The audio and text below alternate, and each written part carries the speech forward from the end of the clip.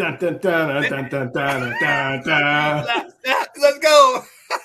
The Washington Commanders. There it is. So, going into that, we talked about it. Who showed out? Like what position groups? Obviously, we talked about these guys that debuted, but where was somewhere you thought, okay, they showed out or they really hit? So you talked about the guy on defense that stood out to you, but that entire unit, the defensive line, I think was the most impactful players of the game. The fact that you said that we did not get run over by Tyrone Tracy and Devin Singletary, or even Cam Scatteraboo, who you got all excited because he had one run where he knocked someone over. One run.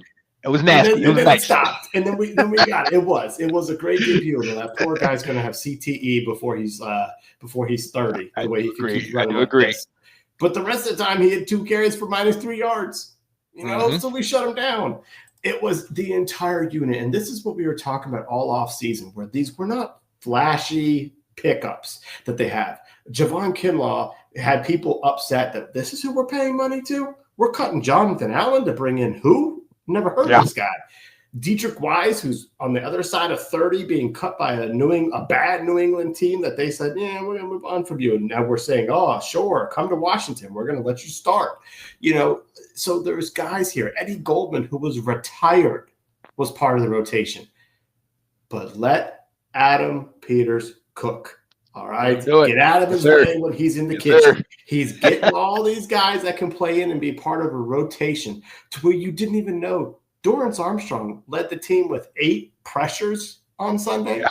Yeah. There were times where I couldn't tell you which guy beat their man because there were multiple big bodies in the Giants backfield. And I'm like, okay, well, we broke through on that one. I can't really tell who was who in that mess, but it was the collection, and they rotated those guys so much too. It wasn't so much you're starting 4 and then mixing in. I mean, there was times when Johnny Newton was playing next to Von Miller, who was also playing next to Dorrance Armstrong. So you got subs in there, you've got your starters. It's the defensive line played outstanding. Yeah. Oh yeah, absolutely. And I'm just going to flip it to, my favorite part, the offensive line. I mentioned it before. Running for 220 yards, having over 400 yards total, 25 first down. The O-line, with the exception, you have those 2 sacks, yes, but even with those, on one, I believe Burns came free. And in another one, JD5 kind of rolled into it. So even with that, the protection is there, and they're giving time. Something that we've always stressed about. We wanted a mobile quarterback because we didn't have the time necessarily, but now we're having that and being able to move the ball and control the clock as well.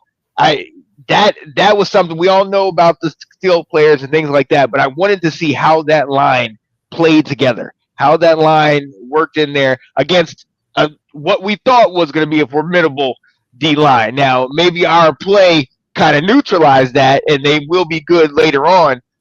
But from to your point, Thibodeau always blows us up. Burns, he got his 2 sacks, but they always come in there, and we expected a lot from Carter and Lawrence and everything like that. But our line really showed up, and that for me was somewhere I'm like, oh, okay. As a former running back, you talk about me, double deuce. Okay, I'm always in love with my line because I'm always running high. They're protecting. So I loved what I saw from them, especially on that first week, going up against what we expected. And going forward, obviously, now with Micah Parsons being in Green Bay, we saw how they, had a Jared Goff under duress. That's going to be huge in this game as well. Yes, absolutely. The other, I'm going to also stay on defense for my what showed out. Malik Neighbors, 5 catches, 71 yards, 0 touchdowns. Yes. That is not shutting him down, but it's neutralizing him. And that is almost as good as shutting him down. And you had moments where Lattimore was on him. You had moments where Trey Amos was on him, and Trey Amos knocked the ball away from him. I was loving that play. So it was a collective unit. I mean, Mikey Sanders still covered him a few times. That play where you were like, was Mikey on the outside? They were, they basically blanketed him. Was Sanders still on the inside, and it was Lattimore on the outside? Heck yeah, Joe Witt Jr. Let's get aggressive out there. Exactly. So I loved it. I love the fact that the DBs, which were very much a sore spot for us last year, made some great plays, and we had never been able to shut down Neighbors last year, and they did yesterday. And one more person slightly stood out to me. Luke McCaffrey, one return, 36 yards. Look, I didn't even think he was going to be on the field. He got in there. Shout out to him. I know it wasn't big, but if y'all know me, I've been calling for this man to be out of town. All right? He stayed. Coaches thought he's in-house. I'll trust the coaches. Shout out to him. Let's flip this to the other side. I got something on that. Did you know on the Debo touchdown run, Luke was out there blocking as well. Okay. Luke was right on the line of scrimmage too. So I know I wanted to send that to everyone in our chats that's been cutting Luke McCaffrey. I'm going to say, listen to these coaches. They know what they're doing out there with these players sometimes. I will definitely trust them. I noticed on the extension, I was like, oh, Luke is pretty close to him. Let me go back and look at that and see. But, Dun, dun, dun, dun, dun, dun, dun, dun, dun. Let's go. The Washington Commanders. There it is.